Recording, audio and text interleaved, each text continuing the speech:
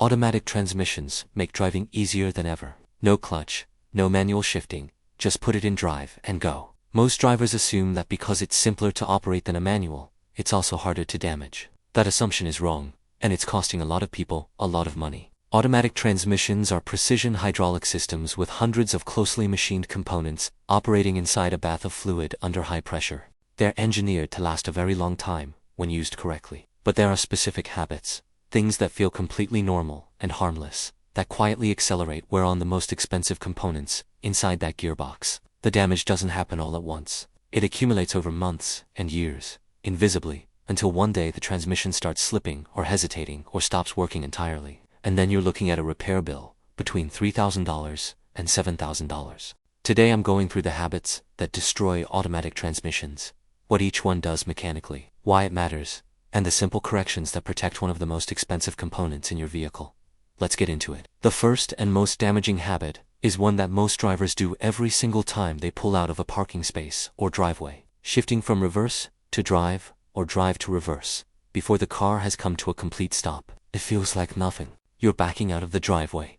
The car is still rolling backward, and you flip the selector to drive to pull away. It saves maybe half a second. But here's what's happening inside the transmission when you do that. Inside every automatic transmission are components called clutch packs and brake bands. The clutch packs are what engage and disengage the different gear sets as you accelerate through the gears.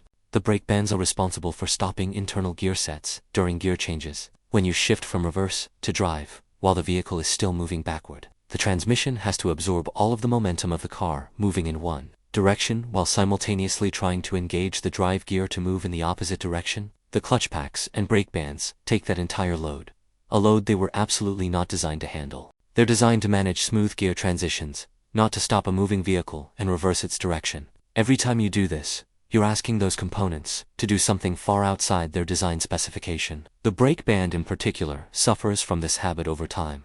It's not a large or expensive part in isolation, but replacing it requires disassembling the entire transmission to access it, which turns a small part replacement into a $1,500 to $2,500 labor job depending on the vehicle. The fix for this habit is simple and costs nothing.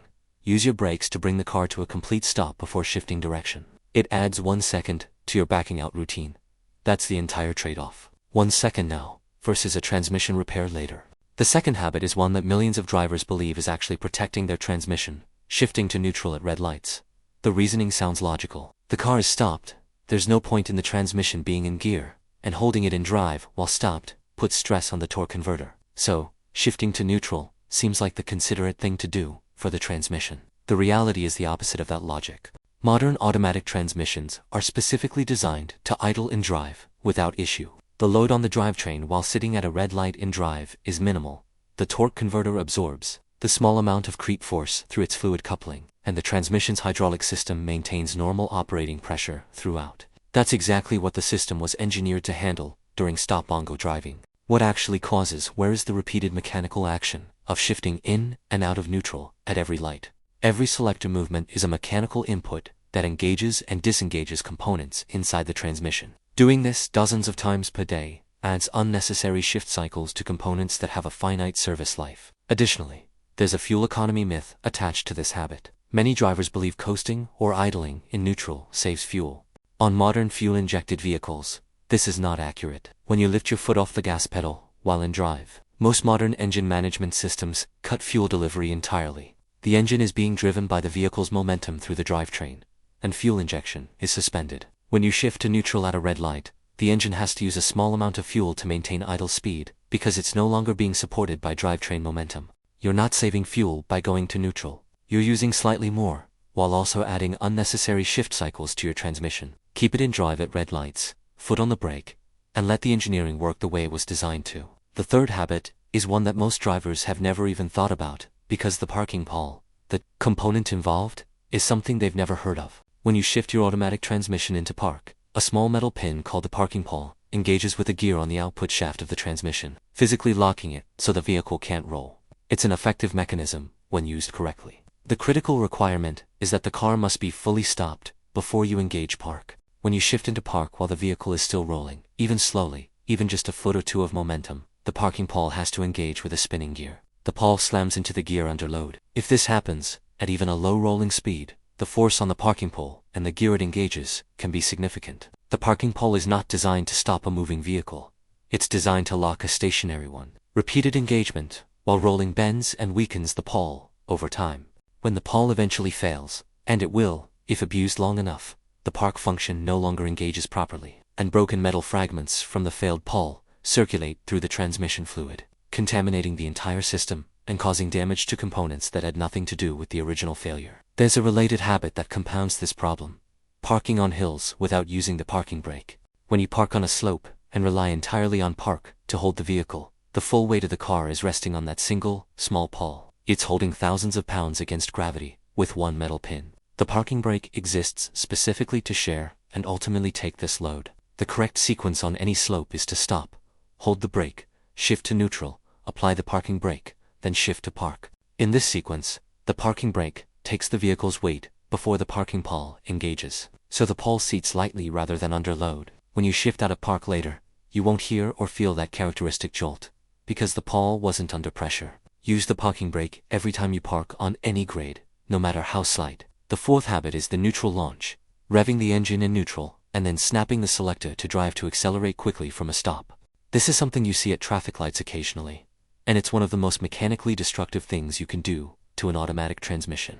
Here's exactly what happens. In neutral, the engine can rev freely because it's disconnected from the drivetrain. The torque converter, the fluid coupling that transfers engine power to the transmission, is spinning fast because the engine is spinning fast. When you snap the selector to drive at high RPM, the transmission suddenly has to connect a high-speed spinning engine to a stationary drivetrain. The clutch packs that make this connection absorb an enormous shock load. The torque converter goes from freewheeling at engine speed to suddenly transferring maximum torque to the transmission. This level of shock loading can damage the torque converter's internal components, cause significant clutch slip that burns the clutch surfaces, and stress the valve body, the hydraulic control center of the transmission. Transmission specialists consistently identify neutral launches as one of the fastest ways to shorten a transmission's life. The correct way to accelerate quickly from a stop in an automatic is to be in drive with your foot on the brake, then release and apply throttle smoothly. The transmission is designed for this.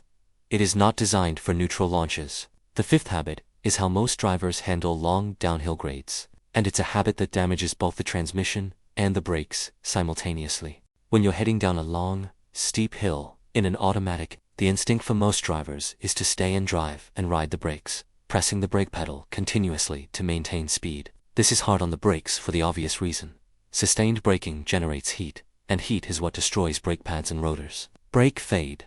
The loss of braking effectiveness from overheated components is a real safety risk on long grades. But the transmission also suffers in this scenario, because the transmission is cycling through its normal gear selection, while the brakes are simultaneously fighting the car's speed. The transmission is trying to manage power delivery, while an opposing force is applied. The solution that automatic transmissions are specifically designed for is engine braking, using a lower gear to let the engine help slow the vehicle, rather than relying entirely on the friction brakes. On most modern automatics, you can select a lower range, often labeled L, 1, 2, or through the manual mode, using the shifter or paddles, if equipped. Selecting a lower gear on a long downhill grade locks the transmission into that gear and allows the engine's compression to act as a braking force.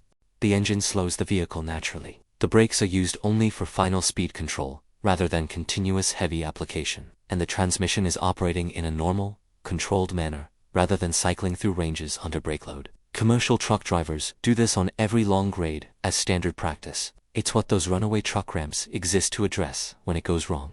Applying this same technique in your passenger vehicle protects your brakes from heat damage and keeps your transmission operating in the range it was designed for. The sixth habit is neglecting transmission fluid, and this one is, by a significant margin, the most consequential item on this list in terms of the damage it causes over time. Your automatic transmission relies entirely on transmission fluid for lubrication, cooling, and hydraulic pressure. Unlike engine oil, which most drivers change on a recognizable schedule, transmission fluid changes are something a large percentage of drivers either forget entirely or assume are unnecessary, because their manufacturer used the phrase, lifetime fluid. We covered this in detail in our CVT video, but it applies equally to conventional automatics. ZF, one of the world's largest transmission manufacturers, supplying gearboxes to General Motors, Ford, Mercedes, BMW, and others, recommends replacing transmission fluid every 100,000 kilometers. regardless of what the factory maintenance schedule suggests. The American Transmission Rebuilders Association has documented that fluid degradation begins meaningfully around 30,000 miles under normal conditions and accelerates significantly under stop-and-go driving, towing, or high-temperature operation. Degraded transmission fluid loses its friction modifier additives, the compounds that allow clutch surfaces to engage smoothly. It thickens from oxidation, restricting flow through the narrow passages in the valve body. It accumulates fine metallic particles from normal wear, turning from a clean lubricant into an abrasive one. An automatic transmission running on severely degraded fluid shifts harshly, slips under load, and wears its clutch packs and valve body components at an accelerated rate. The fluid service drain and fill, or full flush, depending on the vehicle and fluid condition, costs $75 to $150 at a reputable shop. The transmission, rebuild or replacement it prevents costs $3,000 to $7,000. If you don't know when your transmission fluid was last changed, and your vehicle has more than 60,000 miles on it, this service should be on your list. The seventh habit is specific to cold weather, and is something most drivers in northern states do every winter without thinking about it. Starting the car, and immediately driving at full throttle before the transmission fluid has warmed up. Transmission fluid thickens significantly in cold temperatures. This is a basic property of all hydraulic fluids. Cold, thick fluid doesn't flow through the valve body passages as freely as fluid at operating temperature. The hydraulic pressure in the system is less precise when the fluid is cold and viscous. Shift quality is reduced. Clutch engagement is less controlled. Driving hard on a cold transmission, hard acceleration, frequent direction changes, aggressive stop-and-go on a cold morning asks the transmission's hydraulic systems to perform at full capacity with fluid that isn't ready to do that job. The correct approach in cold weather is the same one that protects your engine. Start the vehicle, let it idle for 30 to 60 seconds, then drive gently with light throttle for the first few minutes until the transmission fluid has had a chance to warm up and thin out to its operating viscosity. You don't need a long warm-up period, but you do need those first few minutes of gentle driving before you're asking the transmission to handle hard acceleration or repeated direction changes. This is especially important in older vehicles and in vehicles that haven't been serviced recently. Fresh synthetic transmission fluid handles cold temperatures significantly better than old, oxidized, conventional fluid. Now let's talk about what warning signs to watch for that indicate your transmission is already showing the effects of these habits.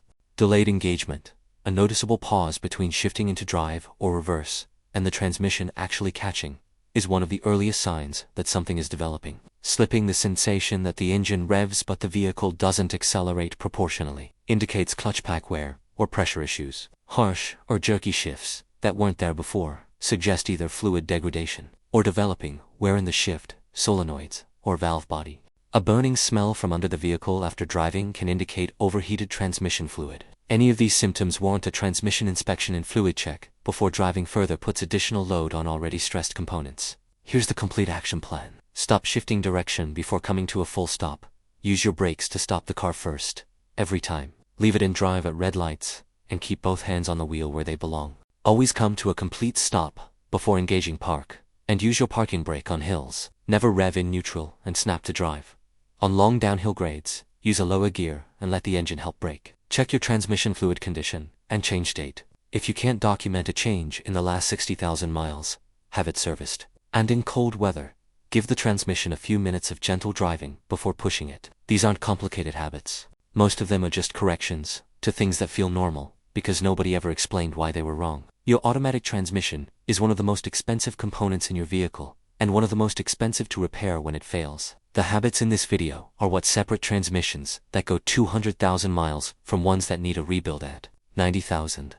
Every one of them is within your control, every time you get behind the wheel. If this helped you understand what your transmission actually needs, hit the like button. Drop a comment and tell me which of these habits you've been doing. I read every single comment, and I promise you're not alone. Subscribe for more honest, practical car information, with nothing to sell you, and no exaggeration. A lot more is coming.